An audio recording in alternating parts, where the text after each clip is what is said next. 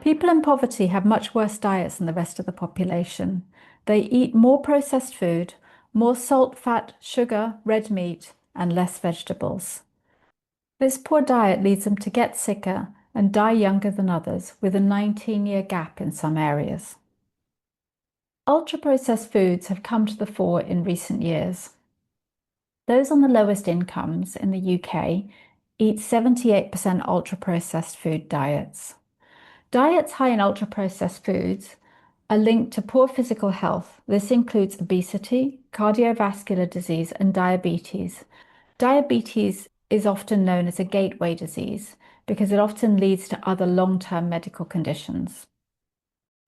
They've also been linked to poor mental health, and research shows a 50% increased risk of depression, as well as anxiety, cognitive decline, sleep disorders, and stress. Every 10% increase in ultra-processed food consumption increases the risk of death by 10%. The people that Bags of Taste are working with spend an average of £1,260 a year on takeaways and ready meals, despite mostly being on income-related benefits. It may surprise you to know that most of them can already cook.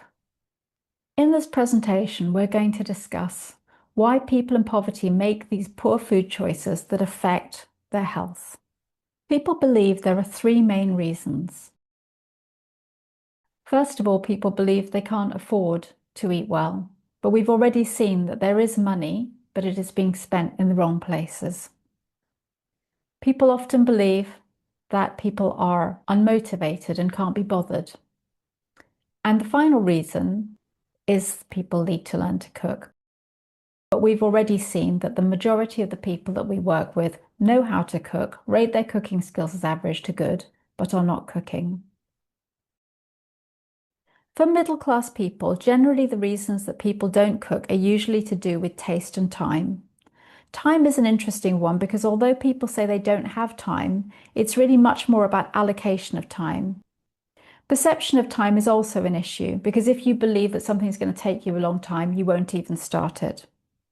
Also included in time are the quick competing options that we have available to us, whether that's ready meals or takeaways. Then we move on to taste. So you may not be able to cook, although most people can, but you also may not be able to cook what you want to eat. And food preferences are relevant not just because of what you will eat, but also what your family will eat. Again, in this section, competing options make an appearance because they can be very tasty, whether those are ready meals, takeaways, or restaurants. Now I want to talk about the barriers to cooking for people in poverty because there are many more. Throughout this presentation will reflect the kind of things that participants we've worked with have said to us.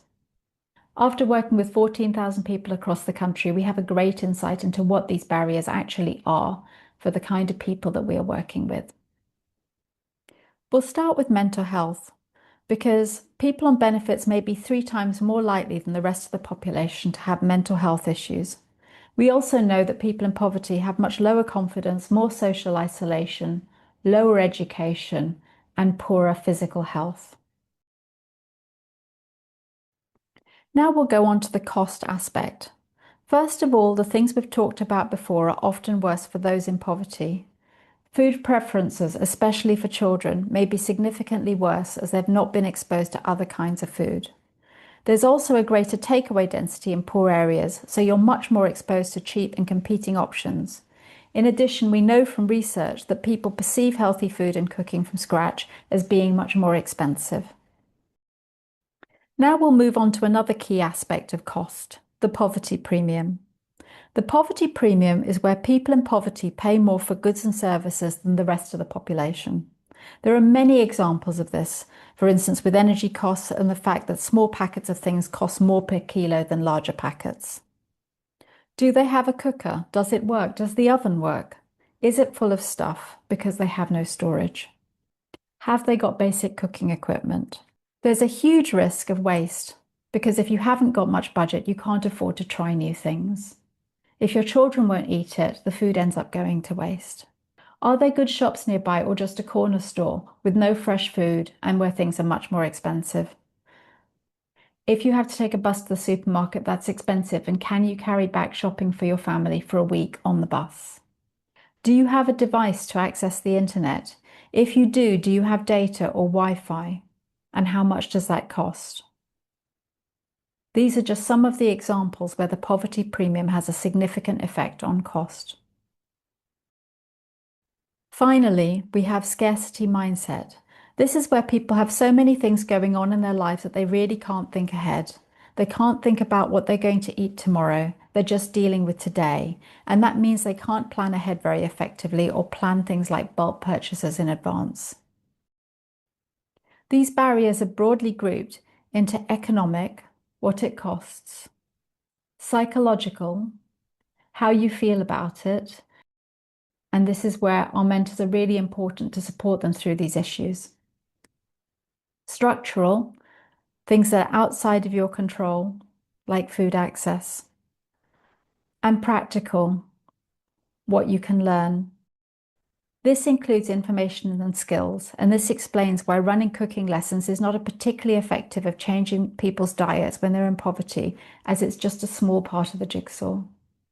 These economic, psychological, structural, and practical barriers are the social determinants of health. These are the complex, interlinked, wider societal issues that influence our health. Our participants face a large number of barriers that influence their food choices, and they get to a point where it's simply too difficult to cook and eat healthily. The Bags of Taste program helps them to overcome all of these barriers. Typical participants expect to save over £1,000 a year after our program, and we know from longer-term evaluations that this is sustained. It's all gonna be okay, 'cause now I'm cooking, and now I'm cooking.